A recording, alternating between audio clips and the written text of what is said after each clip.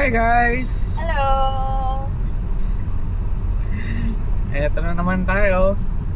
So, yung vlog natin kahapon, sabi nga natin, tayo ay gagala today, no? Ito yun, sabi nga namin, before lunch or lunchtime maalis, di ba?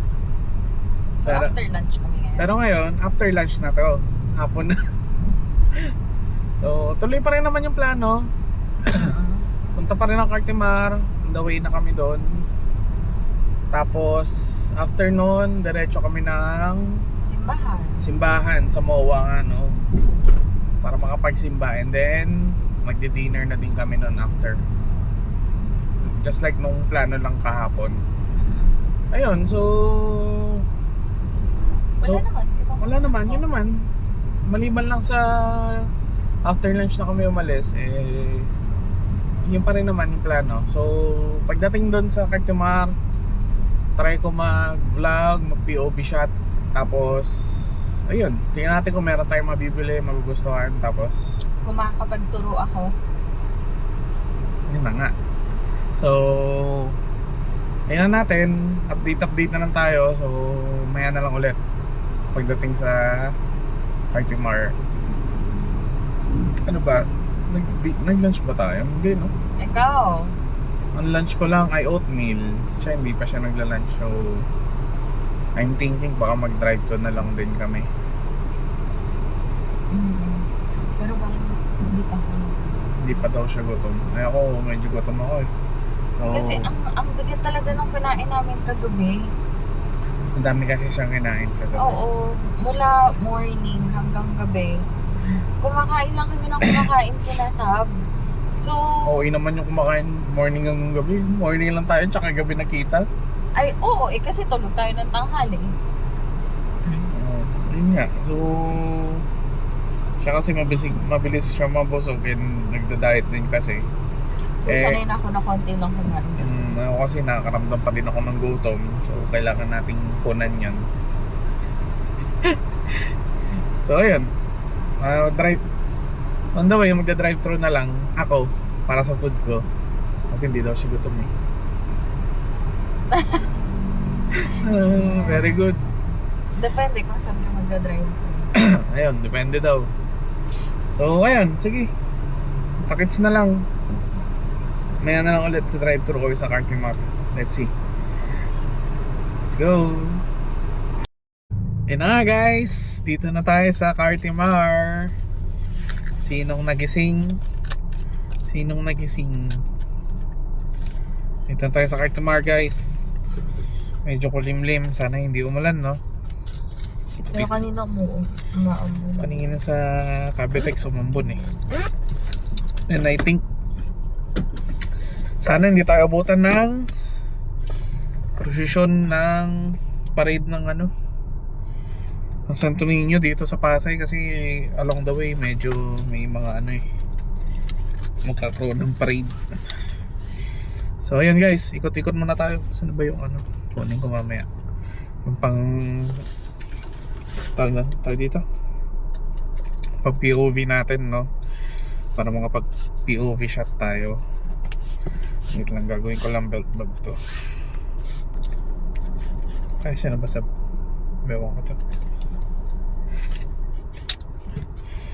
Yan natin. Ayan nga guys, so yan, mag-iikot na kami. Let's go. Yan guys, dito na tayo sa Cartimar. Ako Ali. Saan ba muna tayo? Hi guys! So, eto, papasok na kami ng Aqualand Alley. Ang daming tao. Ang daming tao, dad, no?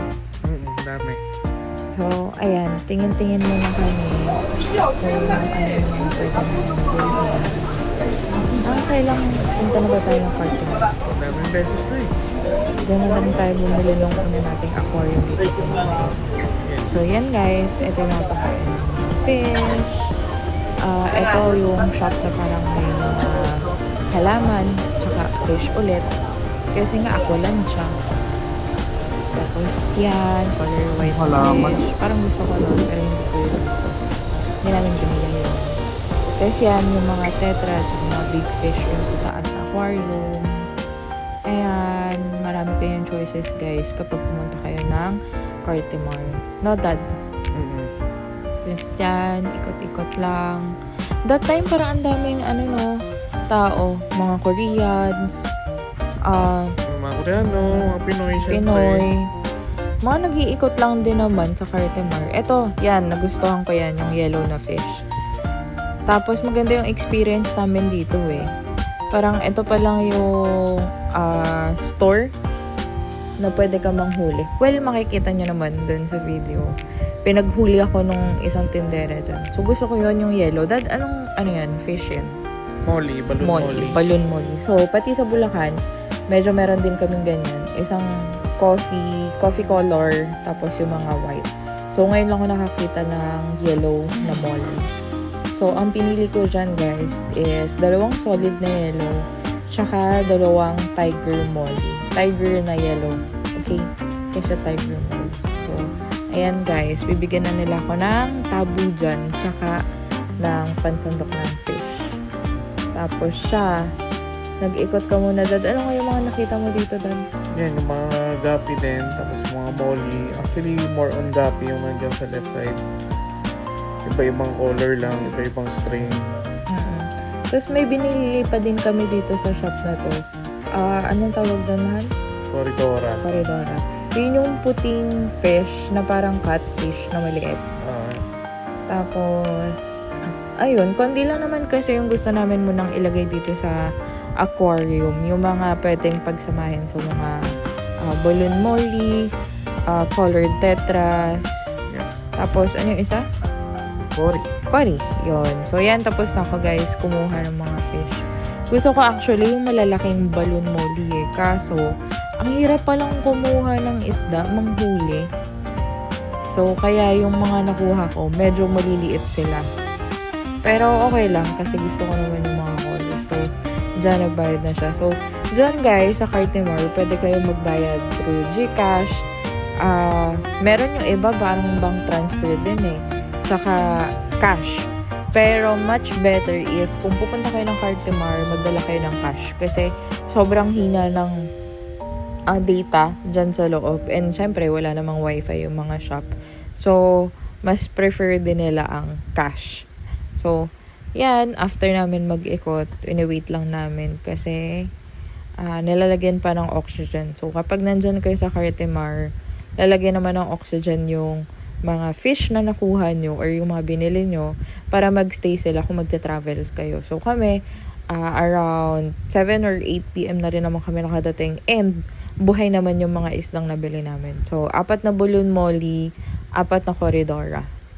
And then, yan, nag-iikot na ulit kami. Ayan. So, ito yung mga halaman.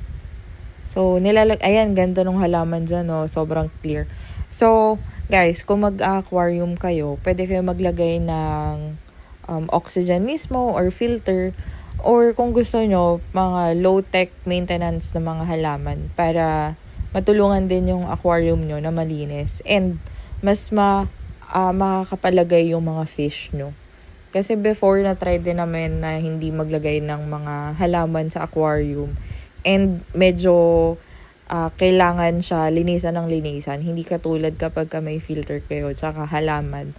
So, pwedeng mga once a week or ganun. Kasi kapag nung before, kailangan parang ilang days lang lilinisan din kagad namin eh. So, yan.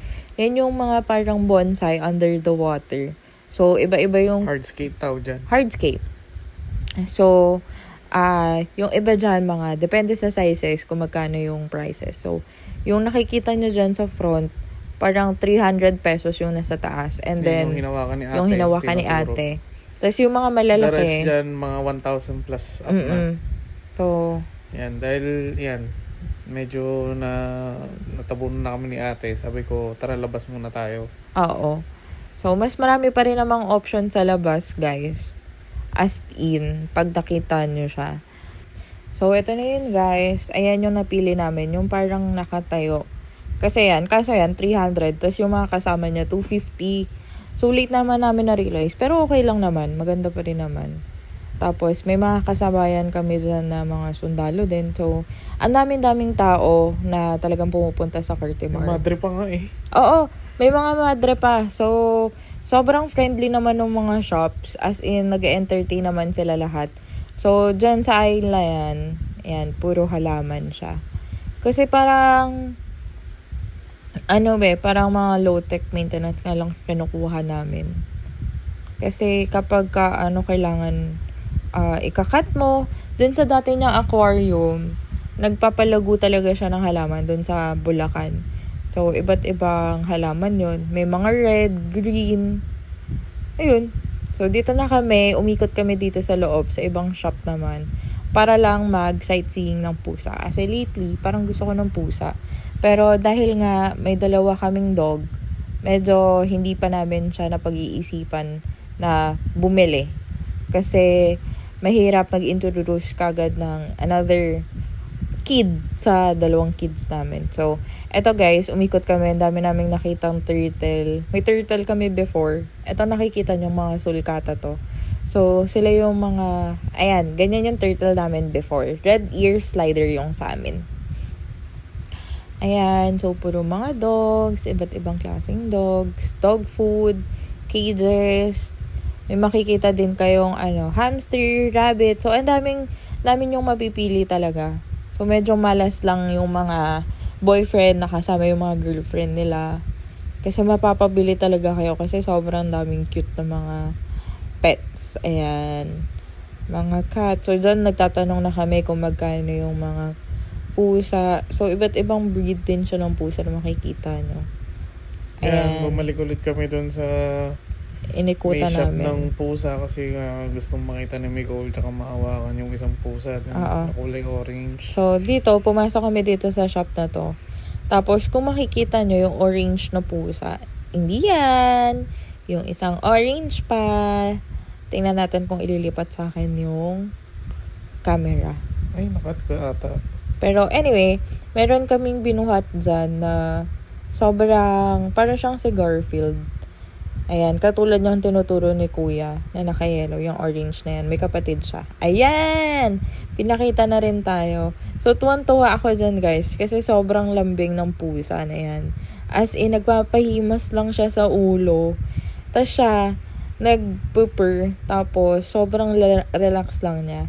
So, dyan, binitbit na ako ni Rainiel. Kasi, mahirap nga mag-introduce dun sa dalawang bata ng bagong pet. Even though, tinatry namin kasi may hamster din kami. Ayan, nababaliw na siya dyan kasi nga gusto niyong bilhin yung pusa. Oo. Sabi ko. Pero, Ayan, pabalik na kami ng parking. pabalik na kami ng park.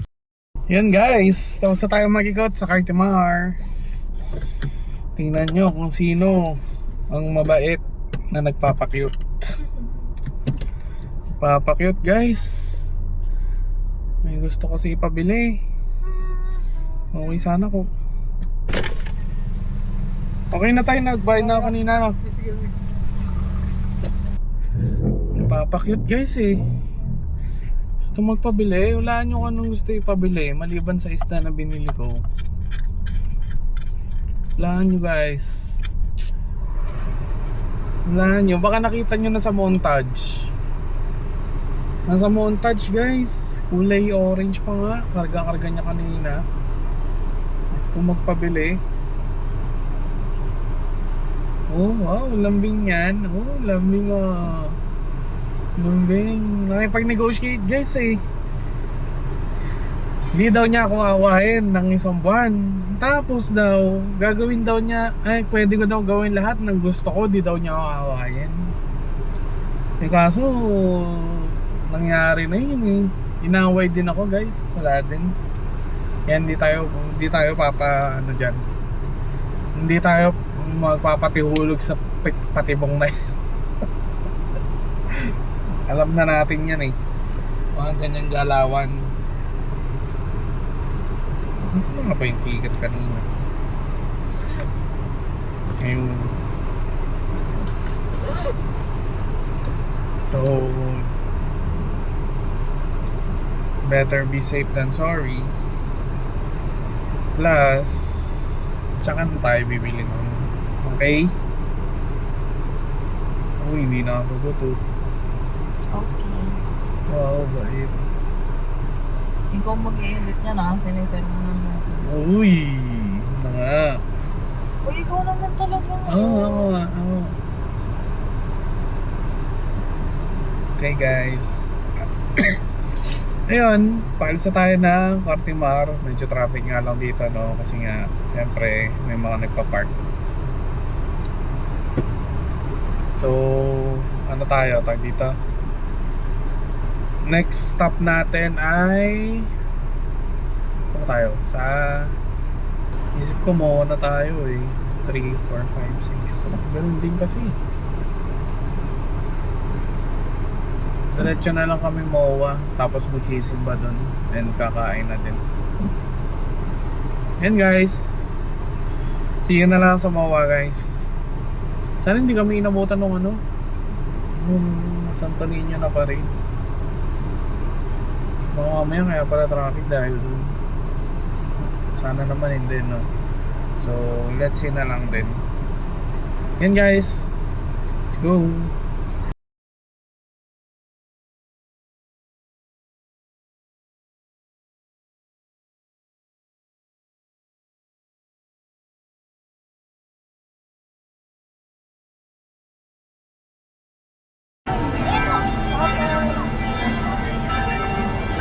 Paupo kayo? So yun nga guys, pauwi na kami na, nagpapagas lang kasi lapit na tayo ma-empty. And it's So, cold. malamig daw.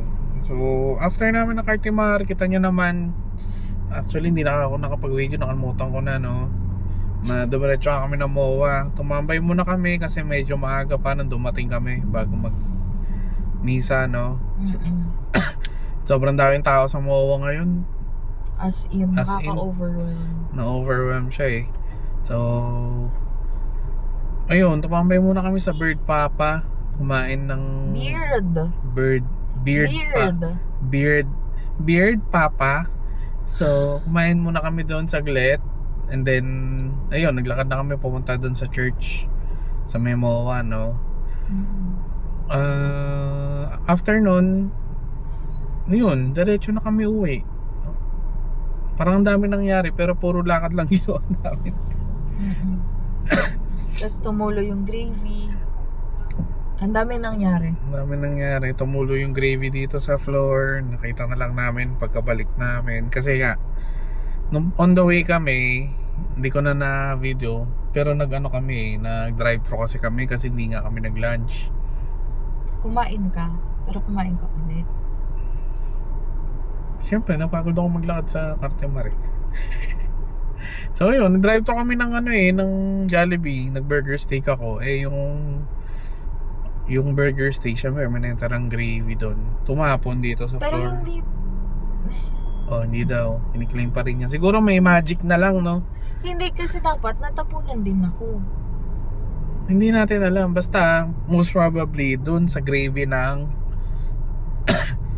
ng burger steak yung. Kasi ako lang naman kumain ng may gravy. Hindi lang natin alam kung paano tumapon. Po, diba? Ayun, so ayun, nagpapagas lang tayo. Tapos uwi na rin. Tapos tulog na. Ayun guys, end ko na rin yung video dito kasi I'm sure super Suma na rin ang pakiramdam. super haba na din ito eh. So ayun, bukas na lang ulit kung may vlog bukas or the next day. Pag nagkasakit ako, kasi masama pakiramdam ko. Sa mga ito pakandam niya eh. So Wala tayong vlog. see you next vlog na lang guys. Bye bye mama.